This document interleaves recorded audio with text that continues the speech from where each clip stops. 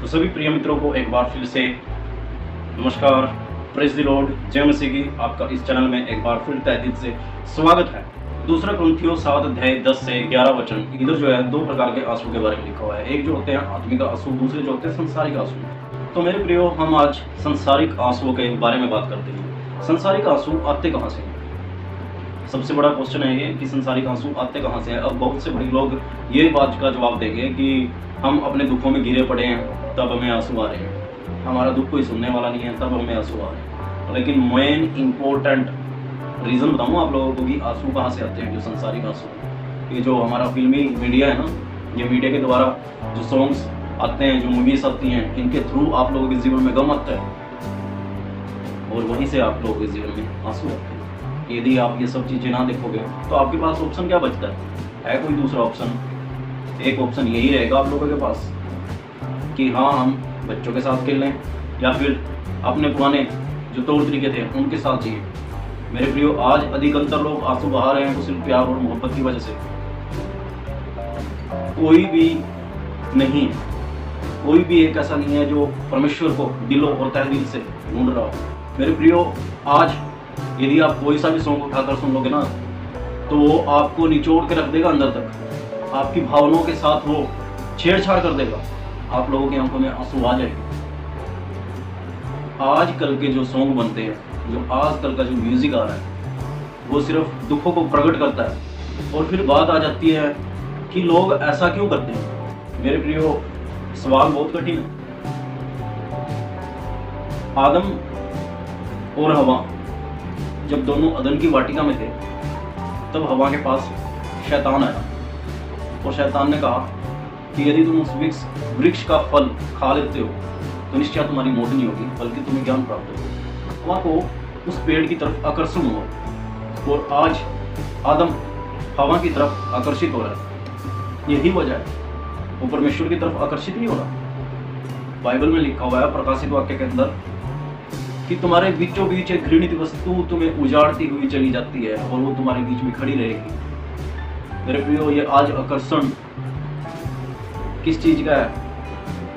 किसी को पैसे का आकर्षण है, किसी को अच्छे रहने सहने का आकर्षण है, दूसरे व्यक्ति को देखकर उसके जैसा जीने का आकर्षण है। यही आकर्षण आज दुख का कारण बना हुआ है। इसी आकर्षण के कारण लोग ऐसा करते हैं। यदि आप लोग परमेश्वर की इच्छा के साथ उसकी संगति नहीं करते हो, उसके विरुद्ध चलते हो, तो मेरे प्रियो, आंसू आना नॉर्मली बात है। ये एक सत्य घटना है, हमारे जीवन में घटित हुई है। जब हम स्कूल में पढ़ते थे ना, जो हमारा मित्र था, हमारा सहपाठी था, उस समय उसकी जो माता थी, किसी की जैसे डेथ वगैरह हो जाती है ना, तो उसको विजिट करते हैं जाके और सब सहानुभूति उधर उसके साथ प्रकट करते हैं। तो ऐसी सिचुएशन में वो माँ वहाँ पे गई हुई थी और मेरे इस मित्र ने प्यार में पड़कर अपनी प्रेमिका के साथ सुसाइड कर लिया। ये परमेश्वर की इच्छा नहीं थी, जो परमेश्वर की इच्छा के विरुद्ध हुआ। और वो आंसू उस मित्र की माँ की आंखों तक निकल के चले गए। ये होता है परमेश्वर की इच्छा के विरुद्ध चलना, जो आत्महत्या करने पर मजबूर करा देता है। तीसरी बात, यशायाह 2 अध्याय 22 वचन, जिनके नथनों में श्वास है उन पर विश्वास करने से अच्छा है परमेश्वर पर विश्वास कीजिए, क्योंकि वो तो विश्वास के काबिल है ही नहीं। किस मोड़ पर धोखा दे जाए कुछ नहीं पता। तो फिर मृतकों की तो बात ही मत कीजिए कि आप मृतकों पर विश्वास कर लेंगे। तो मेरे प्रियो, दुखों का कारण जो है शैतान होता है और शैतान की तरफ से ही दुख आते हैं। भजन संहिता 16 अध्याय 4 वचन। मेरे प्रियो, परमेश्वर कभी भी आपसे बलि नहीं मांगता। वो पुराना नियम था जिस समय में परमेश्वर बलि मांगता। ये आज का समय है, ये यीशु का समय है। इसमें यीशु मसीह खुद आप लोगों के लिए बलिदान है, तो फिर कोई दूसरा बलिदान बनता ही नहीं। आप लोग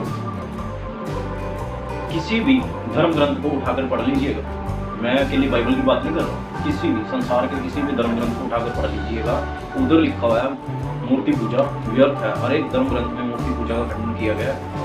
तो फिर आप इन देवी देवताओं के पीछे चलकर खुद को समर्थी या शक्तिशाली बनाने की होड़ में लगे हुए। एक व्यक्ति बहुत गरीब है, लेकिन उसको पूजा पाठ करना बहुत जरूरी है। यहाँ तक कि वो देसी घी के चिराग तक जला देता है और उसके बच्चों को खाने के लाले पड़े हुए हैं। तो मेरे प्रियो, ऐसे देवी देवताओं को खुश करके क्या मिलेगा? जब आपका परिवार ही खुश नहीं है, खुश करना है तो उस सच्चिदानंद परमेश्वर को खुश कीजिए।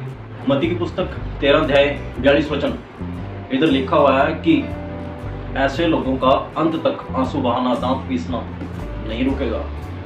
जो लोग परमेश्वर को छोड़ दूसरे को ईश्वर करके मानते हैं, वो लोग मृत्यु दंड के भागी हैं। संसार में तो उन्हें मृत्यु प्राप्त होगी है तो तय है, लेकिन उनके लिए दूसरी मृत्यु और भी है।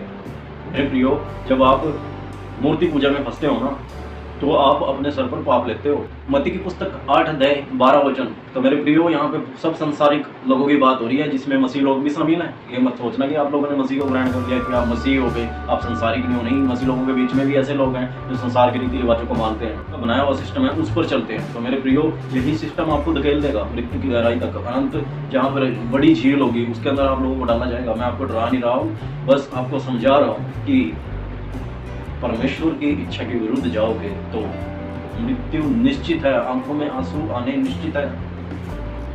दोस्तों, इसी वीडियो का दूसरा पार्ट, परमेश्वर की इच्छा से आंसू, जल्द ही आप लोगों के बीच में सामने जल्दी आएगा। परमेश्वर आप लोगों को बहुत बहुत आशीष दे।